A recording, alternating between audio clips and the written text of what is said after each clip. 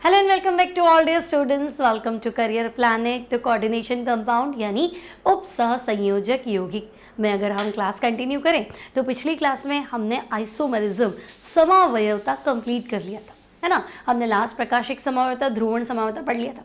अब आज का हमारा टॉपिक है कॉम्प्लेक्स कंपाउंड से रिलेटेड थियरीज, संकुल यौगिकों से संबंधित कुछ महत्वपूर्ण सिद्धांत। तो आपके पास कॉम्प्लेक्स कंपाउंड से रिलेटेड 3 थियरीज है ना। पहली थियरी है क्रिस्टल फील्ड तो लास्ट में आएगी। पहली थियरी है वर्नर थियरी, है ना। वर्नर ने सबसे पहले अपने एक्सपेरिमेंट्स जो है कॉम्प्लेक्स कंपाउंड पे किए और कुछ रिजल्ट्स दिए, ठीक है। तो पहला सिद्धांत है वर्नर सिद्धांत, after that valence bond theory और उसके बाद है क्रिस्टल क्षेत्र सिद्धांत, क्रिस्टल फील्ड थियरी CFT। तो वन बाय वन हम इन थियरीज को डिस्कस करेंगे। आज हम एक थियरी डिस्कस करने वाले वर्नर सिद्धांत, वर्नर थियरी। अब बच्चों, वर्नर का मानना क्या है? वर्नर कहता है कि भी आपका एक कॉम्प्लेक्स है, एक संकुल है। पहला एटम आपका सेंट्रल मेटल एटम है और दूसरा क्या है तो हम कहेंगे लिगेंड। अब आप खुद सोचो कि सबसे पहले मेटल क्या करता है, अपनी ऑक्सीडेशन स्टेट के अकॉर्डिंग इलेक्ट्रॉन लूज कर रहा है। मतलब संकुल के अंदर केंद्रीय धातु परमाणु जो है वो इलेक्ट्रॉन छोड़ता है ना, और वो है उसकी ऑक्सीडेशन स्टेट। और लिगेंड के साथ में वो कोऑर्डिनेट बॉन्ड बनाता है, उप सहसंयोजक बंध बनाता है, तो वो है उसकी समन्वय संख्या।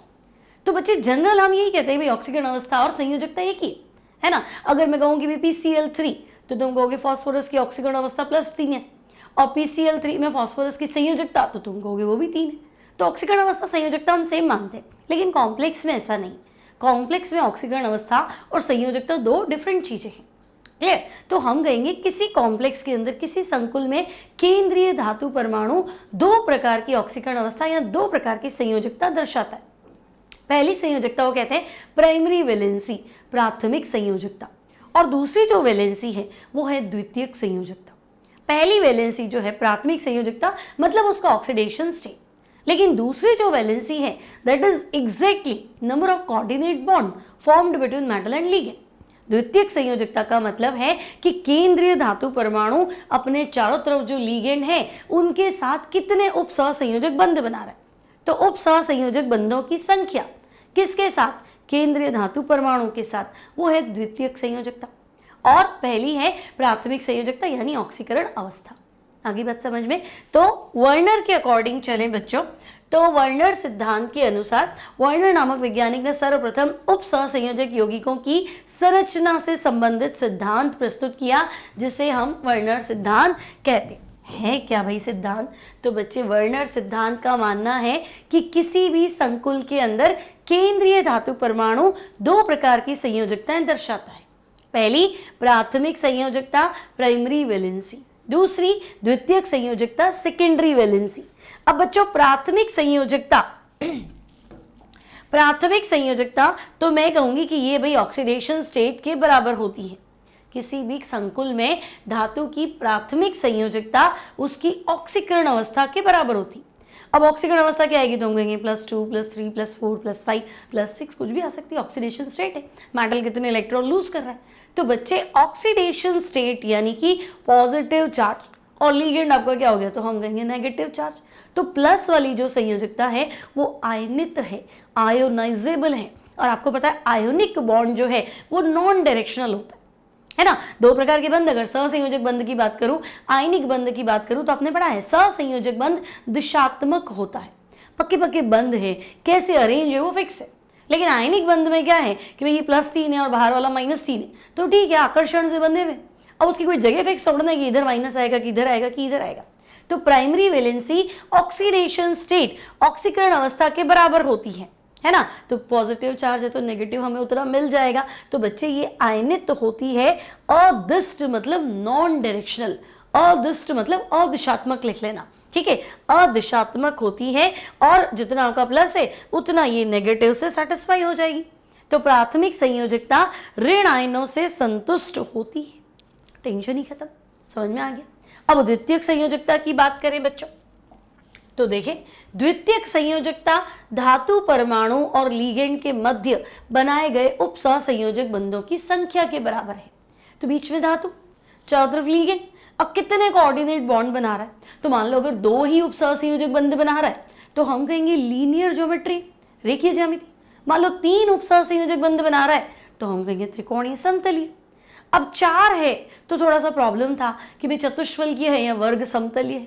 हालांकि वर्नर ने इसको नहीं समझाया कि भाई द्वितीयक संयोजकता है 4, है ना, मतलब 4 उपसहसंयोजक बंध बनेंगे तो ज्यामिति क्या है, चतुष्फलकीय और वर्ग समतल में तो बहुत उलझन है। वर्नर ने इसको एक्सप्लेन नहीं किया, लेकिन हाँ उसने इतना जरूर कह दिया कि भाई द्वितीयक संयोजकता 4 है, मतलब ये नॉन आयोनाइजेबल वैलेंसी है, ये इसकी ज्योमेट्री डिसाइड करेगी, ज्यामिति निर्धारित करेगी। तो दिशात्मक बंध वो होता है जो ज्यामिति निर्धारित करता है, सहसंयोजक बंध हमेशा दिशात्मक होता है। और आपने पढ़ा हो 11th में, तो उप सहसंयोजक बंध, coordinate bond is the type of covalent bond. उप सहसंयोजक बंध भी एक प्रकार का सहसंयोजक बंध है।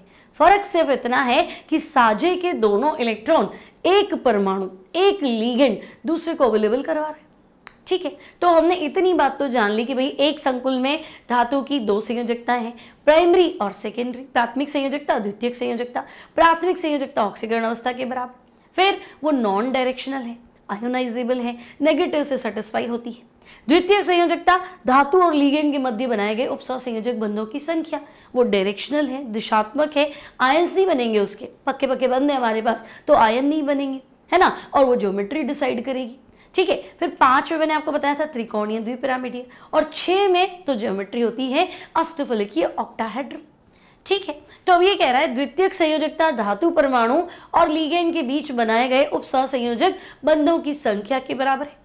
अब बच्चों ये दिशात्मक है, डायरेक्शनल है, और अनआयनित होती है, नॉन आयोनाइजेबल।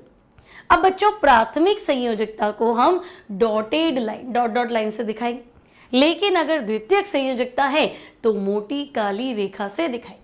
ठीक है, थिक डार्क लाइन से सेकेंडरी वैलेंसी को रिप्रेजेंट करेंगे और डॉटेड लाइन से प्राइमरी वैलेंसी को रिप्रेजेंट करेंगे। ठीक है, कोई दिक्कत नहीं है। अब वर्नर ने कुछ एक्सपेरिमेंट्स भी करे।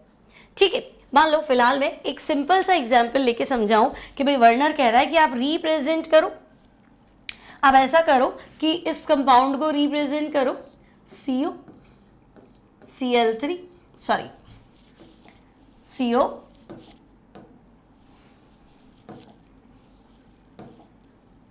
CO NH3 whole 6 and Cl3।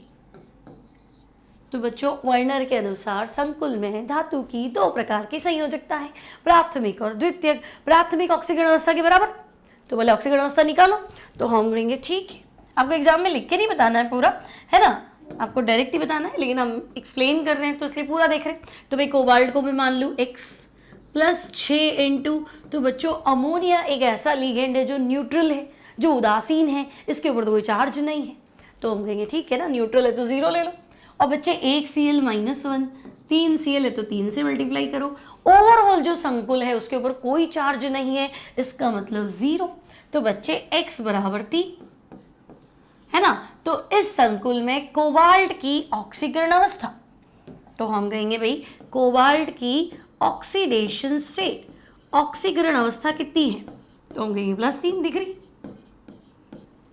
ठीक है, तो बच्चों इस संकुल में कोबाल्ट की ऑक्सीकरण अवस्था 3 है ना, मतलब प्राइमरी वैलेंसी, प्राथमिक संयोजकता कितनी है, तो मैं कहूंगी देख के तो लग रहा है प्राथमिक संयोजकता ऑक्सीकरण अवस्था के बराबर होती है। तो बच्चे प्राइमरी वैलेंसी, प्राथमिक संयोजकता तो 3 है। ठीक है, अब संकुल में सेंट्रल एटम है कोबाल्ट और लीगेंड है 6। अब लीगेंड अपना लोन पेयर कोबाल्ट को डोनेट करेगा।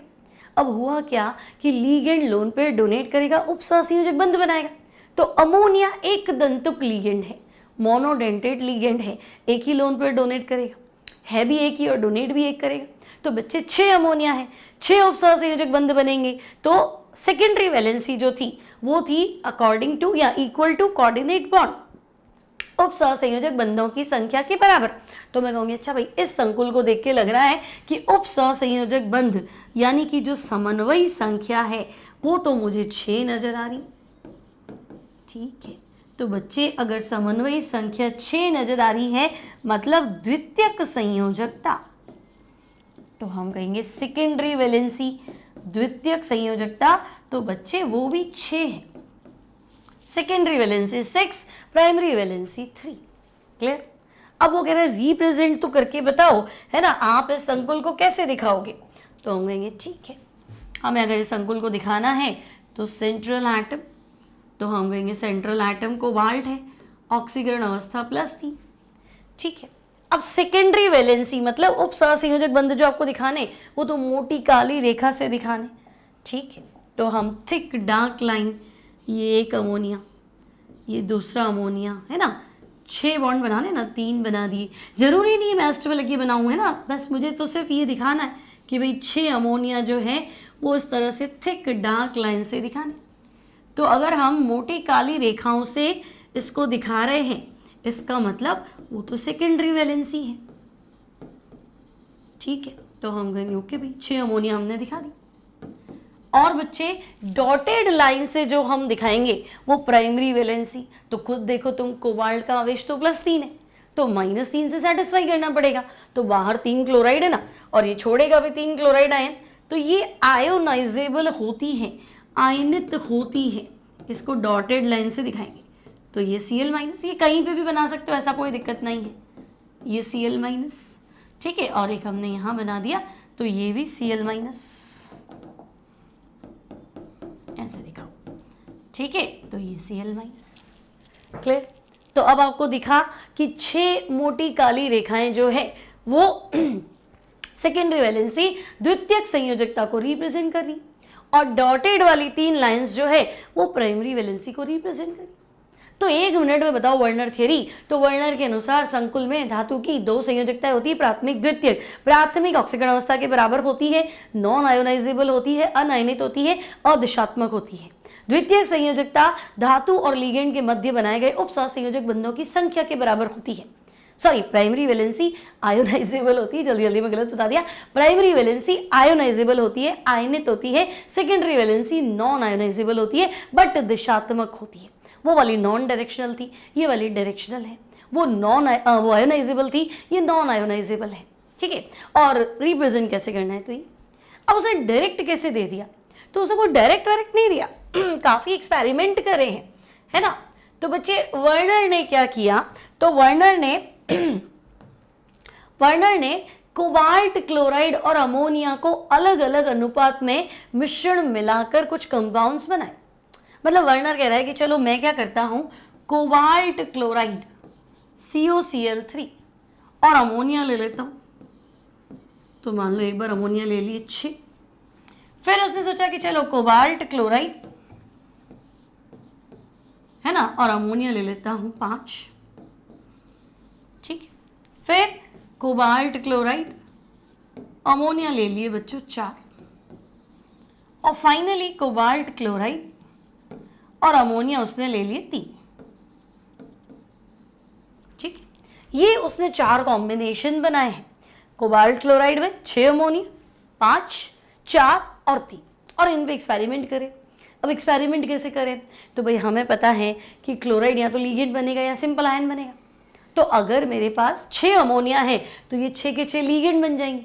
क्लोराइड बाहर है, सिंपल आयन है, साधारण आयन है, काउंटर आयन है।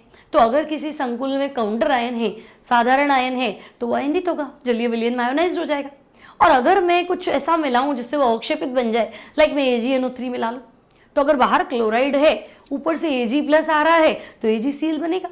और तुम सबको क्लियर है क्या AgCl का सफेद अवक्षेप होता है? इतनी बात सबको क्लियर है कि Ag+Cl- AgCl बनाते हैं, और AgCl का व्हाइट PPT श्वेत अवक्षेप होता है। अब AgCl का PPT है, उसको वो तोल रहा है, बार बार ड्राई करके तोल रहा है ना। तो कभी देख रहा है 3 मोल आ रहा है, कभी देख रहा है 2 मोल आ रहा है, कभी देख रहा है 1 मोल आ रहा है, और ऐसी भी कंडीशन है कि AgCl बना ही नहीं, अवक्षेपित हुआ ही नहीं। तो ये क्या गड़बड़ हुई? ऐसी गड़बड़ क्यों हो रही है? अगर मैं ये रेशियो ले रहा हूँ तो अलग अलग चीज आ रही। तो उसने एक्सपेरिमेंट्स के अकॉर्डिंग कुछ रिजल्ट्स दी, उनको हम चेक कर लेते। तो देखो, पहले हम देखते हैं वर्नर के पक्ष में प्रमाण। अब बच्चे वर्नर ने 4 कंपाउंड बनाए हैं, तो हम कहेंगे चारों की क्रिया इसने AgNO3 से करा दी। तो इसको लगा कि भाई एक बार तो 3 मोल, एक बार 2 मोल, एक बार 1 मोल और एक बार 0 मोल AgCl प्राप्त हो। यानी कि इनके द्वारा क्रमशः 3, 2, 1 और 0 मोल क्लोराइड आयन देने की पुष्टि है। भाई अगर 3 मोल AgCl आ रहा है, मतलब 3 मोल क्लोराइड आयन आपके सोल्यूशन में से है। फिर 2 आ रहा है तो 2 मोल होंगे, 1 है तो 1 मोल होगा और 0 भी होगा। ठीक है, अब हम देखते हैं वर्नर अणुसंख्यक प्रमाण। तो अणुसंख्यक गुण तुमने पढ़े ना, है ना, सॉल्यूशन के अंदर तुमने पढ़े थे अणुसंख्यक गुणधर्म, किसी विलयन की वे भौतिक गुण जो उसमें उपस्थित कणों की संख्या, अणुओं की संख्या, मोलों की संख्या, है ना, उन पर डिपेंड करते हैं विलय कणों की। ठीक है, तो अब ये कह रहा है कि चलो मैं चालकता देख लेता हूं और जो रिजल्ट मुझे मिल रहा है वो मैं लिख रहा हूं। तो देखो पहला इसके पास है COCl3.6NH3। ठीक है, अब बच्चे COCl3.6NH3 में कण कितने, तो मुझे बताओ कोबाल्ट क्या करेगा, 6 अमोनिया के साथ 6 कोऑर्डिनेट बॉन्ड बना लेगा। तो हम कहेंगे ठीक है, बाहर क्या रह जाएगा बच्चे, तो बाहर रह जाएगा Cl3। तो संभावित संरचना जो हुई वो कुछ ऐसी है, CONH3 होल 6। ठीक है बच्चों, और बाहर आएगा Cl3। और संभावित संरचना मैंने पहले इसलिए बनाई ताकि बाकी आंसर तुम आराम से दे दोगे। अब कणों की संख्या, तो मुझे बताओ 3 तो क्लोराइड आयन है और 1 कोबाल्ट है। पेंटो फैक्टर निकालते हो ना, अगर मैं इसको स्प्लिट करूं तो आई वांट ऑफ गुणांक कितना है, प्रेक्षित मूल, क्योंकि मुझे तो लग रहा है मैंने 1 मोल घोल दिया ही, संकुल ऐसा कुछ है, तो प्रेक्षित मूल 1, लेकिन वेंट ऑफ फैक्टर इसका 4 आ रहा है। 3 क्लोराइड आयन, समझ में आ रहा है ना, वो टूटेगा कैसे, तो देखो 3 तो क्लोराइड मिले और 1 तुम्हारे को ये मिला कोबाल्ट NH3 होल 6, तो टोटल नंबर ऑफ आयंस 4 है। तो बच्चे कणों की संख्या 4 है। ठीक है, चार्ज बताओ, तो बाहर का चार्ज 3 क्लोराइड छोड़ोगे तो -3 और संकुल का चार्ज तो मैं कहूंगी +3। तो बच्चों चार्ज हो गया +3 एंड -3। ठीक है, अब मान लो तुम्हारे पास ऐसा कुछ है COCl3.5NH3। अब तुम्हें पता है कोबाल्ट बच्चे अगर +3 ऑक्सीकरण अवस्था में है ना, कोबाल्ट अगर +3 ऑक्सीकरण अवस्था में तो लीगेंड तो अपने साथ ये 6 बांधेगा। तो अगर ये 6 लीगेंड बांधेगा तुम कहोगे नहीं मेरे पास तो अमोनिया 5 ही, तो अब मैं क्या करूं, तो ठीक है 5 तो लो, जो मिल रहा है वो तो लो। अब एक लीगेंड जो है वो Cl को बना लेगा कि भाई Cl मेरे साथ आ जा, बॉन्ड तो अपन 6 बनाएंगे और ये Cl2। अब मैं कहूँगी ऐसा संकुल है, इसको आयनित करो, तो तुम कहोगे संकुल तो हमने डे 1 जो डेफिनेशन पढ़ा था कि square bracket as it is और बाहर वाला अलग, तो बाहर तो मुझे लग रहा है 2 क्लोराइड मिलने और संकुल आयन मुझे 1 मिला। तो बच्चे कणों की संख्या तो मैं कहूंगी 2 क्लोराइड और 1 संकुल, कण की संख्या तो मुझे मिली थी। बोलो क्या मैं सही कह रही? और अगर मैं संकुल को तोड़ूं तो तुम कहोगे बाहर का आवेश 2 क्लोराइड मतलब -2। तो अगर एक्सटर्नल चार्ज काउंटर आयन का चार्ज साधारण ऋण आयन का आवेश -2 है तो संकुल का आवेश +2 है ना, स्क्वायर ब्रैकेट के ऊपर कितना चार्ज आएगा तो तुम कहोगे +2 और बाहर 2 Cl है ना, तो इतनी बात तो समझ में आ रही है ना कि बाहर का Cl2 है मतलब ये 2 क्लोराइड आयन बनाएगा, तो बाहर -2 तो संकुल का +2। तो भाई चार्ज भी इसको तो अलग मिला है ना, चार्ज इसको मिला +2 और दूसरा तो हम कहेंगे -2। ठीक है, तो भाई अगर मैं ऐसा कॉम्बिनेशन मिलता हूं तो पॉसिबल स्ट्रक्चर ये है, क्योंकि वेंट ऑफ फैक्टर 4 आ रहा है और ये कॉम्बिनेशन ले रहा हूं तो went of factor 3। Went of factor मतलब प्रेक्षित मोल, कि आपने तो 1 मोल घोला है पानी में जाके, क्या वो 1 मोल है कि टुकड़े हो गए। ठीक है, अब ये कह रहा है कि अच्छा दूसरा कॉम्बिनेशन देखो, मान लो मैंने कुछ ऐसा लिया COCl3.4NH3 है ना, तो बच्चे अब कोबाल्ट को तो ले देके 6 उपसहसंयोजक बंध बनाने। फिलहाल आप कहेंगे कि भाई अमोनिया तो हमारे पास 4 है, तो चलो 4 तो इससे निपटो।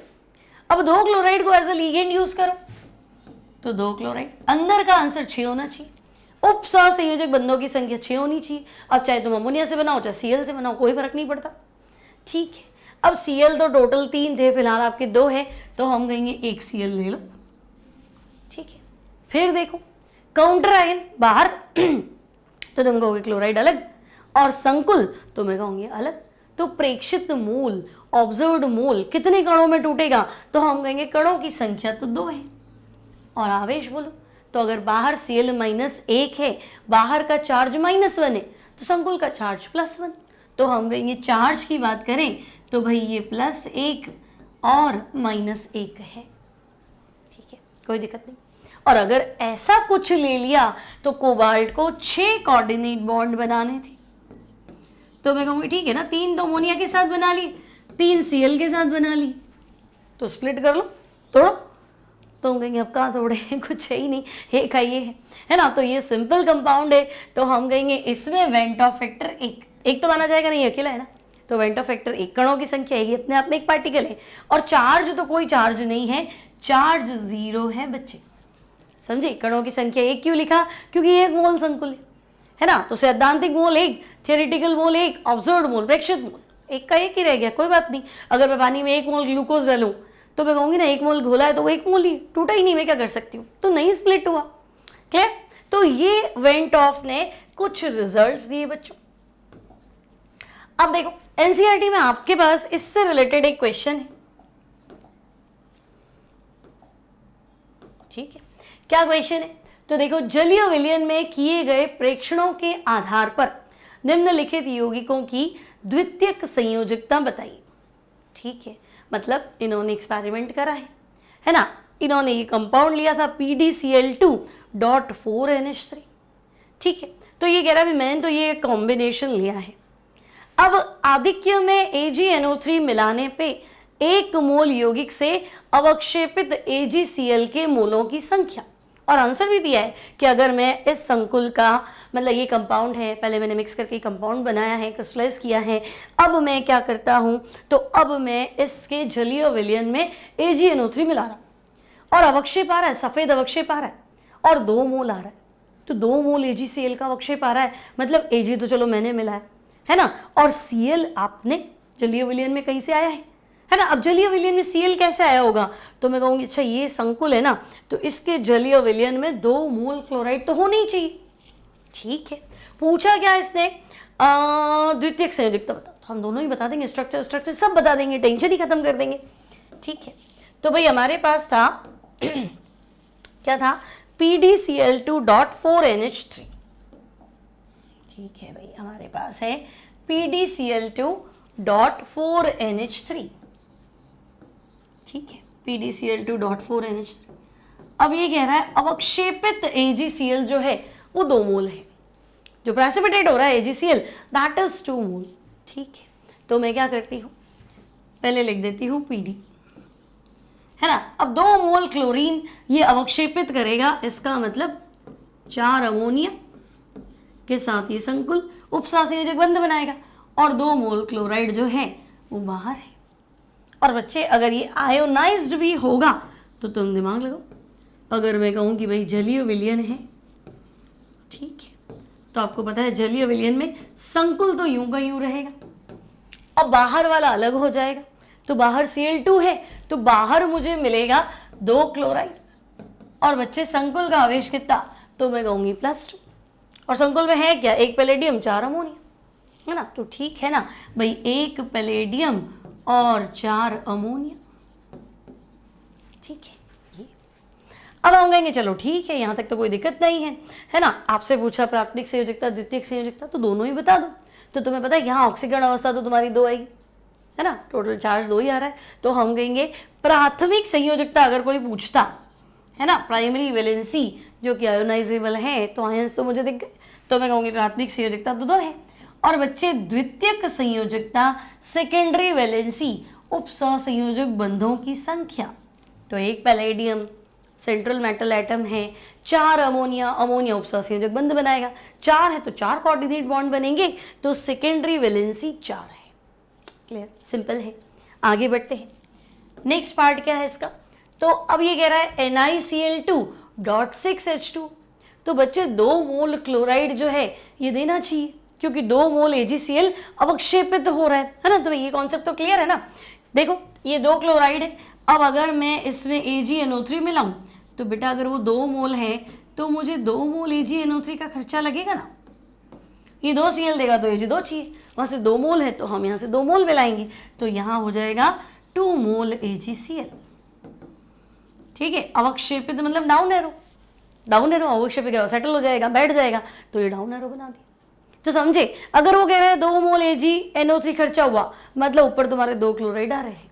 सेम क्वेश्चन नेक्स्ट में, है ना, नेक्स्ट में भी ये कह रहा भाई 2 मोल AgNO3 खर्चा हुआ या 2 मोल AgCl बना, तो 2 मोल AgCl कब बनेगा, तो मैं डायरेक्ट भी लिख सकती हूँ कि भाई ये निकल 6 वाटर के साथ क्या करेगा, तो बेटा ये 6 वाटर के साथ 6 कोऑर्डिनेट बॉन्ड बना लेगा और बाहर पक्का है Cl2, बाहर पक्का है Cl2 क्योंकि 2 Cl अवक्षेपित होंगे, 2 मोल AgNO3 मिलाना पड़ेगा, 2 मोल AgCl बनेगा।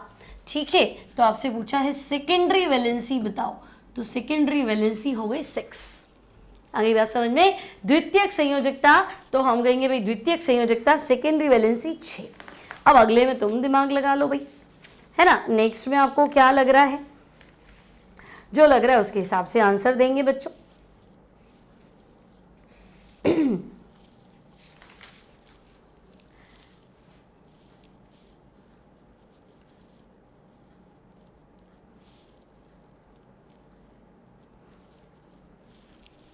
क्लियर कर लिया होगा अब तक तो। PtCl4 डॉट 2HCl और 0 आ रहा है, तो 0 आ रहा है, 0 आ रहा है मतलब ही नहीं, 0 आ रहा है इसका मतलब क्या, क्लोराइड बाहर नहीं है, अंदर तो है जो है ही। तो हम कहेंगे भाई ये कुछ ऐसा हो गया होगा, प्लैटिनम है ना, और Cl4 और 2 HCl इसने ले लिए होंगे, और ये कुछ ऐसा। ठीक है, अगर मैं बाहर Cl रख दूं तो फिर अवक्षेपित हो जाता, लेकिन ये तो खुद ही कह रहा है कि नहीं भाई 0 मोल अवक्षेपित हो रहा है।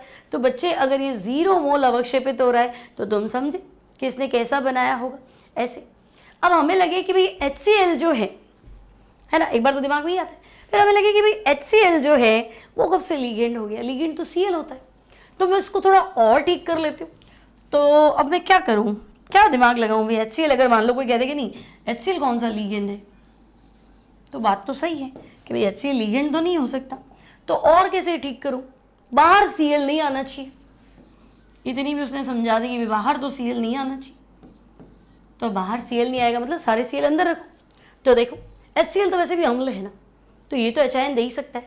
ठीक है, तो बच्चे 4 और 2 6, HCl ने HIN दिया होगा, लेकिन वो HIN भी दिया होगा, क्लोराइड भी दिया होगा, लेकिन वो क्लोराइड लिगेंड बन गया होगा, क्योंकि अगर वो क्लोराइड बाहर होता तो वो अवक्षेपित तो हो ही जाता। और 2 HIN तो मैं ऐसा बना लेती हूँ, तब भी ठीक है। ठीक है, जो बनाया था वो भी ठीक है ना, लेकिन मोर करेक्ट ये है, एग्जैक्ट कॉम्प्लेक्स ये एग्जिस्ट करता है H2PtCl6 क्लोरोप्लैटिनिक एसिड। ठीक है, लेकिन अगर ये संकुल अवस्था में है तो फिर हम कहेंगे एक भी क्लोराइड तो हमें नहीं मिलेगा। ठीक है, आफ्टर दैट बच्चों COCl3 डॉट 4NH3। अब ये कह रहा है भाई 1 मोल AgCl तो ये अवक्षेपित कर देगा, तो अगर ये 1 मोल Cl अवक्षेपित करेगा इसका मतलब मुझे 1 Cl बाहर रखना चाहिए। ठीक है, अच्छा यहाँ सेकेंडरी वैलेंसी तो बच्चों 6 बनाएंगे हम, टोटल 6 है। ठीक है, नेक्स्ट में तो 1 मोल Cl AgCl प्रेसिपिटेट कर रहा है, तो मैंने Cl एक बाहर रख दिया। अब मैंने देखा कि अच्छा ठीक है भाई कोबाल्ट है ना, इसके पास क्लोराइड 2 है और अमोनिया 4 है, तो COCl2 और अमोनिया जो है वो 4 हो जाएंगे भाई, अमोनिया इसके पास 4 हो जाएंगे, कुछ ऐसा लिख दे NH3। ठीक है, COCl2 थोड़ा और क्लियर लिख देते हैं उसको,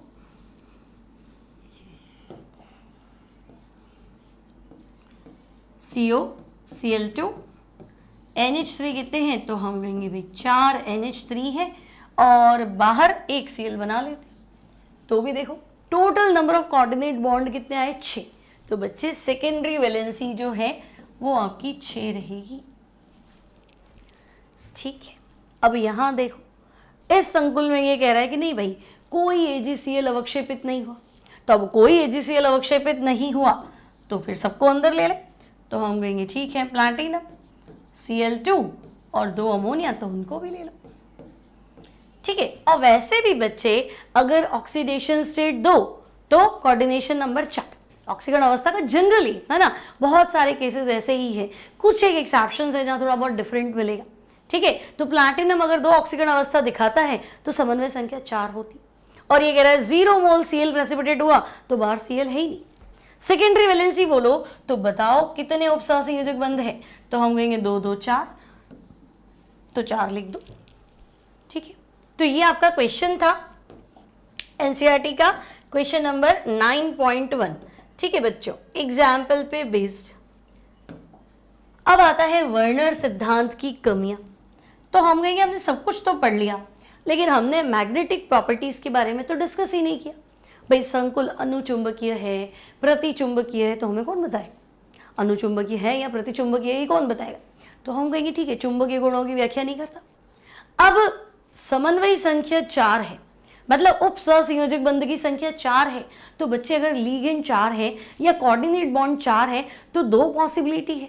मैंने आपको भी बताया था कि भाई मैं चारों लीगेंड को चतुष्फलक के रूप में अरेंज करूं, या मैं वर्ग समतलीय है ना, वर्ग बना दूं और 4 लीगेंड सेट कर दूं, तो चतुष्फलकीय भी हो सकता है, वर्ग समतलीय भी हो सकता है। तो हम कहेंगे भाई इसके हिसाब से तो हम नहीं बता पाएंगे कि अगर समन्वयी संख्या 4 है तो संकुल हमारा चतुष्फलकीय है या वर्ग समतलीय है, ये तो हमारे नहीं बैठेगा। ठीक है भाई, ये भी नहीं बैठ रहा। फिर तो नेक्स्ट है बच्चों, ये सिद्धांत इस बात की जानकारी नहीं देता कि धातु के भिन्न भिन्न संकुलों का रंग भिन्न भिन्न क्यों होता है। एक ही धातु है ना, मेटल एक ही है, लेकिन अगर मैं लीगेंड बदल दूं, मतलब NiH2O होल 6 प्लस 2 और NiNH3 होल 6 प्लस 2, या मैं NiH2O होल 6 में दो वाटर निकाल के एथिलीन डाइअमाइन लगाऊं तो रंग बदलता जाता है उसी एक्सपेरिमेंट में, है ना। 2 वाटर हटा के एक लीगेंड डाला EN एथिलीन डाइअमीन, फिर 2 वाटर हटा एक लीगेंड डाला EN एथिलीन डाइअमीन, तो कलर चेंज हो रहा है। तो ये तो समझाओ, आपने चालकता समझा दी बढ़िया से, ठीक है ना। भाई इसकी चालकता ज़्यादा है, इसकी कम है, इसकी कम है, तो हम कहेंगे ठीक है, काउंटर आयन के हिसाब से आपका काम चल रहा है। प्राथमिक संयोजकता प्राइमरी वैलेंसी के हिसाब से आप सही बता रहे हो, ठीक है। अणु संख्या गुणधर्म भी बता रहे हो आप, वो भी हमने मान लिया कि हाँ प्राथमिक संयोजकता द्वितीयक संयोजकता, लेकिन प्रॉपर मैग्नेटिक प्रॉपर्टीज DsP2 है या sp3 संकरण है, संकुल हमारा चतुष्फलकीय है या वर्ग समतलीय है, या फिर कलर तो है लेकिन कौन सा है, ये तो कलर के बारे में भी जानकारी नहीं देता, ठीक है। और एक ही मेटल है, लीगेंड बदल दो तो फिर भी नहीं। तो ये थियरी जो है ना वो मेटल को ज़्यादा इंपॉर्टेंस देती, लीगेंड को इतनी इंपॉर्टेंस नहीं देती, इसलिए इसके कुछ ड्रॉबैक्स बच्चों रह जाते हैं, ठीक है। तो ये है हमारे पास क्या बोलेंगे इसको, वर्नर थियरी। वर्नर थियरी क्या है, इस पे बेस्ड आपके क्वेश्चंस कैसे बनेंगे, और वर्नर थियरी के ड्रॉबैक्स, इसकी कमियां। तो अब मिलेंगे अगली क्लास में। आई थिंक क्लासेस बहुत लेट आ रही है, मैं मानती हूँ थोड़ा सा काम हो जाता है बच्चों, बट मैं आपको सिलेबस कंप्लीट करवा दूंगी, इतना आपको विश्वास रखना पड़ेगा, ठीक है। तो अब हम मिलेंगे नेक्स्ट क्लास में, जहाँ हम डिस्कस करेंगे valence bond theory VBT। Video अच्छा लगे लाइक कर लेंगे, फ्रेंड्स के साथ शेयर कर लेंगे और चैनल सब्सक्राइब कर लेंगे। तो मिलते हैं next time, till then take care and good bye.